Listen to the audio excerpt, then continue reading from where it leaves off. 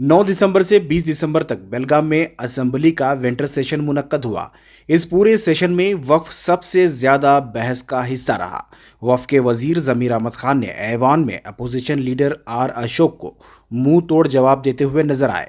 ತಮ್ಮ ಸರ್ಕಾರದಲ್ಲಿ ಆಗಿರೋದು 2019 ತಮಿಶ್ರ ಸರ್ಕಾರ ಕುಮಾರಸ್ವಾಮಿ ನಿಮ್ಮ ಪಾರ್ಟ್ನರ್ ತಾರೆ ಕುಮಾರಸ್ವಾಮಿನೋ ಈ ದೇಶದಲ್ಲಿ ಮುಖ್ಯಮಂತ್ರಿ ಆಗಿದ್ರು ಅವಾಗ ಹೇಳಿದ್ರಲ್ಲ ಏನ್ ಮಾಡ್ತಾ ಇದ್ರು ಲಡ್ಡು ತಿಂತಾ ಇದ್ರಾ ನೀವು ಅವ್ರು ನೀವೇ ಚೇರ್ಮನ್ ಮಾಡಿದ್ರು ಲಡ್ಡು ಕುತ್ಕೊಂತಿದ್ದೀರಾ ನಿಮ್ಮಂಗ್ ನಾವೆಲ್ಲ ನೀವು 200 ವರ್ಷ ಹಿಂದೆ ಮಸ್ಜಿದಿ ಕಟ್ಟಿರೋದು ಅದ್ರಲ್ಲಿ ಲಿಂಗಾಯತಿ ಅಂತ ಹುಡ್ಕೊಂಡು ಹೋಗ್ತಿರಲ್ಲ ನಾವು ಮಾಡಲ್ಲ ಆ ದೇವಸ್ಥಾನ ಕಟ್ಟಿದ್ರೆ ವಕ್ಫ್ ಆಸ್ತಿಯಲ್ಲಿ ಅದು ದೇವಸ್ಥಾನನೇ ಆ ದೇವಸ್ಥಾನದಿಂದ ಯಾರು ತೆಗೆದು ಸಾಧ್ಯ ಇಲ್ಲ। जब जमीर अहमद खान ने बसुराज बम्मई का वो बयान याद दिलाया जिसमें उन्होंने वक्फ के हक में बयान दिया था और कहा था कि वक्फ अल्लाह की प्रॉपर्टी है, तो अशोक की बोलती बंद हुई। ವಿಡಿಯೋ ಕ್ಲಿಪ್ಪಿಂಗ್ ಇದೆ, ಮುಖ್ಯಮಂತ್ರಿ ಆಗಿ ವಕ್ಫ್ ಆಸ್ತಿ ತೆಗಿಬೇಕು, ವಕ್ಫ್ ಆಸ್ತಿ ಅಂದ್ರೆ ಅಲ್ಲಿನ ಆಸ್ತಿ ಅದು, ನೀವೆಲ್ಲ ನಾನು ನೋಡ್ತೀರಾ ವಿಡಿಯೋ ಡಿಸ್ಪ್ಲೇ ಮಾಡಲ್ಲ। जमीर अहमद खान के जबरदस्त आर्गुमेंट के सामने बीजेपी लीडरान बेबस नजर आ रहे थे। जमीर अहमद खान ने एक कन्नड़ा अखबार को नुमाइश करते हुए बताया कि सबसे ज्यादा वक्फ के नोटिस और खाते बीजेपी हुकूमत के दौर इख्तिदार में ही बने हैं।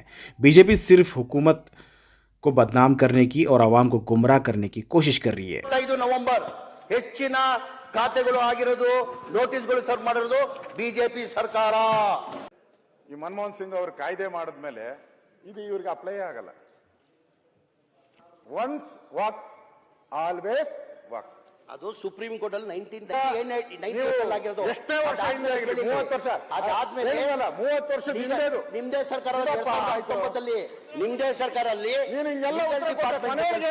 ಒಪಿನಿಯನ್ ಕೇಳ್ತಾರೆ,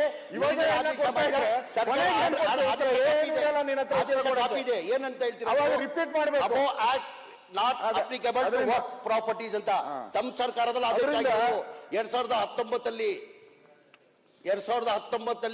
ಬಿಜೆಪಿ ಸರ್ಕಾರ ಇತ್ತು ಗೊತ್ತಿಲ್ಲ, ಸಮ್ಮಿಶ್ರ ಸರ್ಕಾರ ಕುಮಾರಸ್ವಾಮಿ ನಿಮ್ಮ ಪಾರ್ಟ್ನರ್ ತಾರೆ ಕುಮಾರಸ್ವಾಮಿನೋ ಈ ದೇಶದಲ್ಲಿ ಮುಖ್ಯಮಂತ್ರಿ ಆಗಿದ್ರು, ಒಂದು ವ್ಯವಸ್ಥೆ ಆಗಿರೋದು।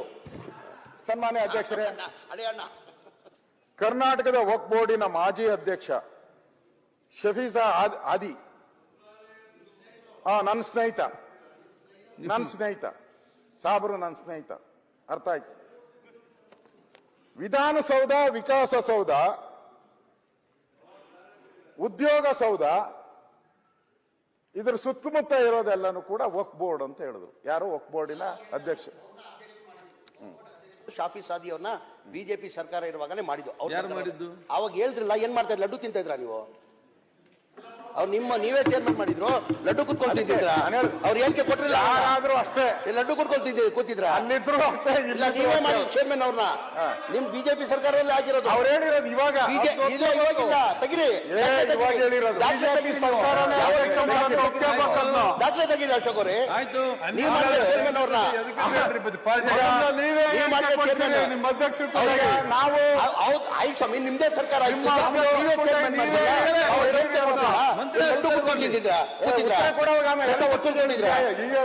ಬಿಜೆಪಿ ಈಗ ಅವರೇ ಮಾಡಿದ್ದು ನಮಗೆ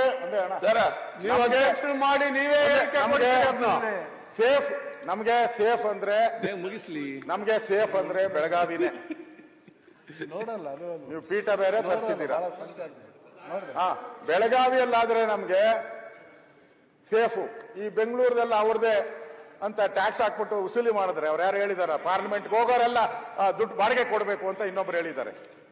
ಬಾಡಿಗೆ ಈಗ ಹಿಂಗಾದ್ರೆ ಲಂಗೋಲಮಾಗಿ ಇಲ್ಲ, ಯಾರೋ ದಾರಿಗೆ ಹೋಗೋಣ ಹೇಳಿದ್ರೆ ಪರವಾಗಿಲ್ಲ ಸರ್, ಇವರೆಲ್ಲ ಬೋರ್ಡಿನ ಚೇರ್ಮನ್ ಆಗಿದ್ದವರು, ಮೆಂಬರ್ ಮಾಡಿದ್ರು, ಎಂಪಿಗಳಾಗಿದ್ದು, ಯಾವ ಟೈಮಲ್ಲಿ ಆಗಿದ್ದವನು ಯಾರನ್ನ ಮಾಡಬೇಕಲ್ಲ, ನಮ್ಮ ಹತ್ರ ಯಾವ ಗತಿ, ನಿಮ್ ಶಿಷ್ಯ ಗತಿನೇ ಇಲ್ಲಲ್ಲ, ಯಾರು ನೀವು ಮಾಡಿರೋದು ನಮ್ಮ ಹತ್ರ ಯಾವ್ದು ಇಲ್ಲ, ಸ್ಥಿತಿ ಹೆಂಗೋ ಅವ್ರು ವಿಕಾಸಸೌಧ ಸೇರಿದೆ, ಏನ್ ಮಾಡ್ತಾ ಇದ್ರಿ ನೀವು? ವಿಚಾರ ಮಾತಾಡ್ತಾ ಬೋರ್ಡ್ ವಿಚಾರ, ಬೋರ್ಡ್ ಯಾವ ರೀತಿ ಸಮಾಜದಲ್ಲಿ ಅನ್ಯಾಯ ಆಗ್ತಿದೆ ತಾಲೂಕಲ್ಲಿ ತುಂಬಾ ಸಮಸ್ಯೆಗಳಿದಾವೆ. ಒಂದಾದ್ರೂ ಕೂಡ ರೈತರ ಬಗ್ಗೆ ಚರ್ಚೆ ಆಗಲಿಲ್ಲ, ಉತ್ತರ ಕರ್ನಾಟಕ ಸಮಸ್ಯೆಗಳ ಬಗ್ಗೆ ಚರ್ಚೆ ಆಗಲಿಲ್ಲ. ನನ್ನೆ ಒಂದೇ ನಾನ್ ರವಿ ತಗೊಳ್ಳಿ ಫಸ್ಟ್, ಬೇಡಪ್ಪ ಅದು ಯಾರ್ದನ ಆಗ್ಲಿ ಅಂತ ಹೇಳಿ ಆಯ್ತು.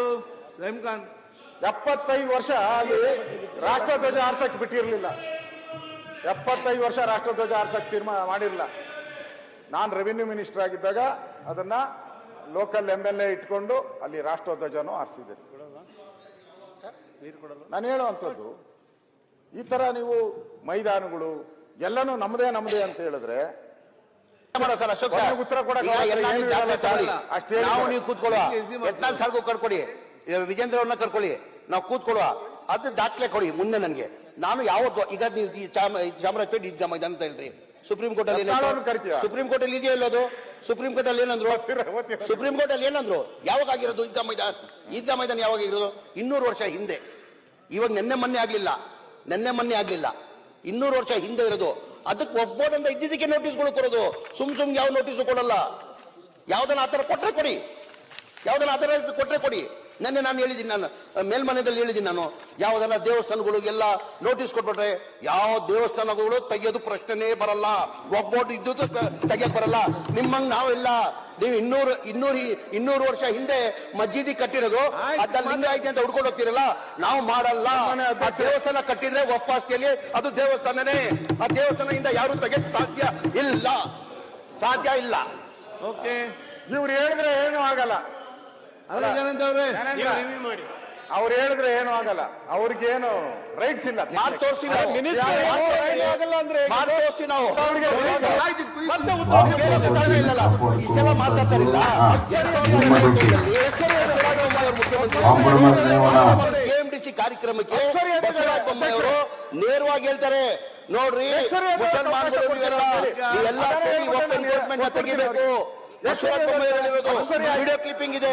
ಮುಖ್ಯಮಂತ್ರಿ ಆಗಿ ವಕ್ಫ್ ಆಸ್ತಿ ತೆಗಿಬೇಕು. ವಕ್ಫ್ ಆಸ್ತಿ ಅಂದ್ರೆ ಅಲ್ಲಿನ ಆಸ್ತಿ, ಅದು ನೀವೆಲ್ಲ ಹೋಗ್ಬೇಕಾಗ್ತದೆ. ವಿಡಿಯೋ ನೋಡ್ತೀನಿ ನಾನು, ನೋಡ್ತೀರಾ ವಿಡಿಯೋ? ಡಿಸ್ಪ್ಲೇ ಮಾಡಲ್ಲ ನಾನು, ಮುಖ್ಯಮಂತ್ರಿಯಾಗಿ 2021 ಬಸವರಾಜ ಬೊಮ್ಮಾಯಿ ವಾ ಪ್ರಾಪರ್ಟಿಯನ್ನು ಕಾಪಾಡಿಕೊಳ್ಳುವಂಥದ್ದು ನಿಮ್ಮ ಡ್ಯೂಟಿ. ಕಾಂಪ್ರಮೈಸ್ ನೇವನ ಎಲ್ಲಿವರೆಗೂ ಪೂರ್ಣ ಎಷ್ಟನ್ನು ಒಂದೊಂದು ಇಂಚು ಪ್ರಾಪರ್ಟಿ ವಾಪಸ್ ಬರೋದಿಲ್ವೋ ಅಲ್ಲಿವರೆಗೂ ನೀವು ಸುಮ್ಮನೆ ಕುಂದಿರಬಾರ್ದು, ನಾವು ಸುಮ್ಮನೆ ಡ್ರಾಮಾ ಕಂಪನಿ ಸ್ವಲ್ಪ ಕಂಡುಬಿಡಿ. ಸತ್ಯ ನೋಡಕ್ ತಯಾರಿಲ್ಲ.